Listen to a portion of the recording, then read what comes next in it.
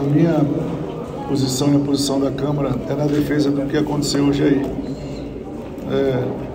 Medidas provisórias que foram modificadas seu rito pela pandemia podem ter sido e poderiam ter sido aprimoradas. Uma vez que a gente tem que deixar bem claro que a Câmara nunca foi, como vem sendo vinculado e tratado, contra a Constituição. Só que a Constituição ela pode ser mudada quando nós tivermos uma proposta mais adequada. Nós tivemos conversa semana passada com o próprio presidente Lula, com os líderes do governo, com os líderes da Câmara. Nós conversamos com quem tem interesse na resolutividade deste impasse. Nós fizemos críticas porque elas são pertinentes a uma questão de ordem feita no plenário do Senado e atendida pelo presidente do Senado, quando na realidade a questão de ordem teria que ter sido feita no Congresso Nacional. É fato, isso é um abuso que atrapalham as conversas, como também é fato que um ato unilateral não pode resolver esse impasse. Portanto, os líderes hoje da Câmara se reuniram e discutimos 3 ou 4 possibilidades de texto para propormos um entendimento que ajude o Brasil, que ajude a que as matérias tenham a celeridade que tiveram durante esses 2 anos. E a Câmara cumpriu o seu papel. Tem todo um levantamento que a gente pode fornecer para a imprensa, que no ano de 2021 nós levamos 87 dias de média as medidas provisórias na Câmara, nunca ultrapassamos aos 90 dias. E no ano de 2022, 72 dias de média. Portanto, aquela alegação de que o Senado ficava exprimido, sem prazo, não é verdadeira. Mas, no princípio de fazermos o entendimento, os líderes fizeram as propostas que passam pela constitucionalidade ou não do tema. O assunto tem que ser resolvido, sim, por uma resolução conjunta do Congresso Nacional que priorize o bicameralismo, sem a superposição nem de uma casa sobre a outra, isso é fato. E o caminho vai ser seguido por aí. Nós estaremos entregando essas ideias ao ministro da SRI, ao líder do governo, para que ele possa levar também ao presidente Lula, para que o Senado possa conversar. Mandei mensagem para o presidente Pacheco, para após a reunião de líderes aqui na minha saída, procurá-lo para falar sobre o que foi tratado, e lá surgiram propostas.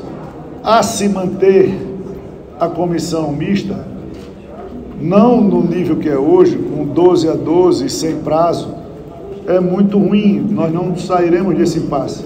A única possibilidade da Câmara admitir, negociar, sentar com a comissão mista é para que ela cumpra o rito que as outras comissões bicamerais cumprem. Por exemplo, CMO, 30 deputados, 10 senadores, igual ao número de suplentes. Congresso Nacional, 513 deputados, 81 senadores. Comissão Mista Parlamentar de Investigação, CPMI, tem uma proporcionalidade também que se tem obedecida.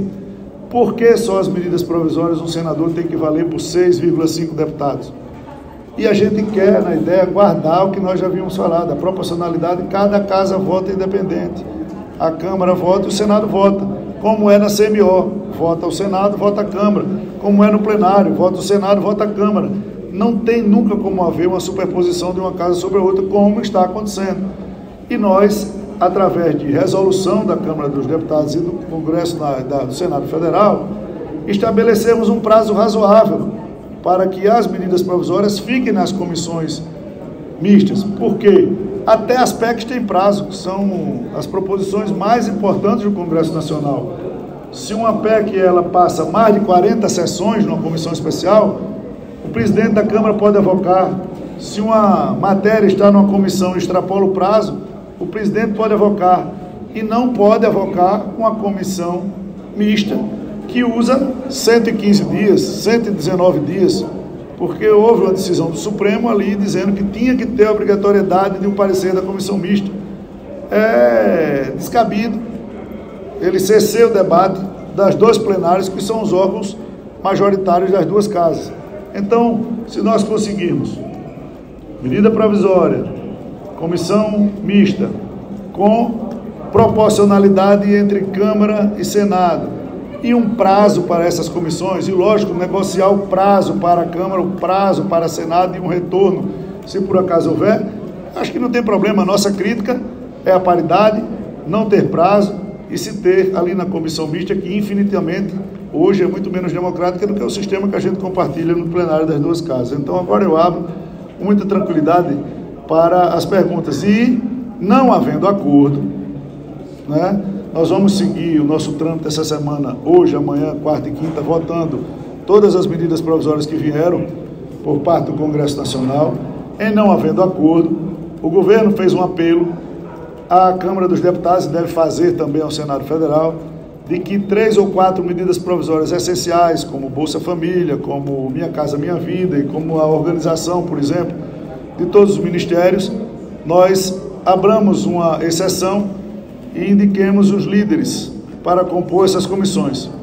E o governo, em contrapartida, em todas as outras comissões, mandaria para a Câmara projeto de lei com urgência constitucional para substituir ipsiliter os textos das MPs, excetuando essas 3 ou 4.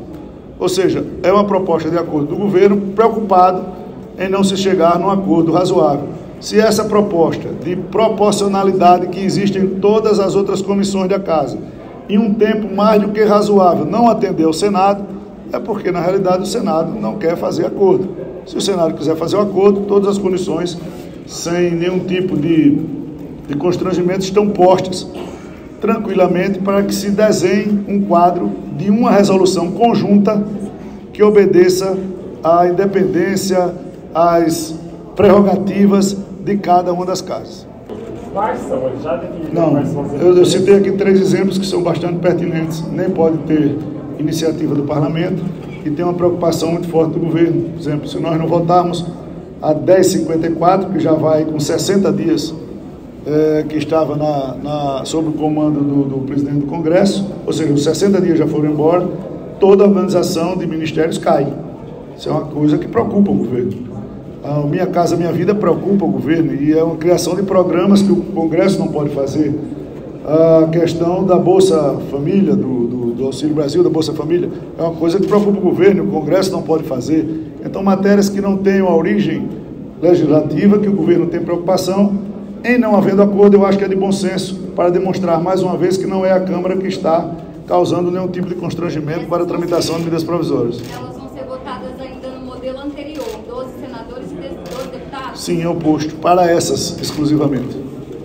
Mais alguma pergunta, gente? Os líderes falaram com a gente na saída que a proporcionalidade seria de 1 para 3, inicialmente isso vai ser levado. Não, porque isso está colocado nos casos presentes, por exemplo, na CMO. São 10 senadores, 30 deputados. Né? Então, é uma proporcionalidade razoável. Né? Você pode fazer 8 senadores, 24 deputados, 10 senadores, 30 deputados, 12 senadores, 36 deputados. Você dá uma amplitude do tamanho da quantidade de parlamentares que tem a casa. E você separando as votações, você não tem uma superposição de uma casa sobre a outra. Né? Como acontece na CMO e no plenário do Congresso Nacional, as votações acontecem em cada casa. O senhor disse que mandou uma mensagem para o presidente Rodrigo Pacheco. Mandei. A expectativa de o senhor se encontrar ainda hoje? Vou ligar para ele agora, se possível, se a agenda dele permitir, e converso com ele hoje, senão amanhã, sem problema nenhum. Ok, gente? Muito obrigado. A última e a gente encerra. São 7 MPs que caducam até 1º de junho. Nessa proposta, que mexeria no prazo, tem que suprimir trecho na Constituição, isso demanda PEC. Não, acordo você vota um dia PEC aqui, um dia PEC lá. Quando tem acordo, se faz tudo. Né? Já tem pensamentos de PEC, tiveram soluções. Tem uma PEC 70 que foi votada aqui em 2011, já tratando desse problema. Pensada uma PEC que virou 91 no Senado, tratando desse problema, que não foi promulgada desde 19 porque houve uma discordância de emenda de redação e emenda de texto. Ou seja, esse problema não nasceu agora, esse problema já vem se arrastando desde 2011, com essas inconformidades da tramitação de medidas provisórias. E também o excesso delas. Né? Tem medidas provisórias que não teriam necessidade de ser medidas provisórias. Poderiam ser projetos de lei, como vão ser agora, se o governo precisar e tiver que fazer um acordo para que as medidas provisórias, mesmo em efetividade, ou seja, umas vão vencer no dia 1º de junho, mas outras vão vencer mais à frente. Um projeto de lei com urgência constitucional, prazo máximo de 45 dias. Então, Então a Câmara votaria antes e o Senado também para que cumprisse o risco. Obrigado, tá bom? gente. Obrigado.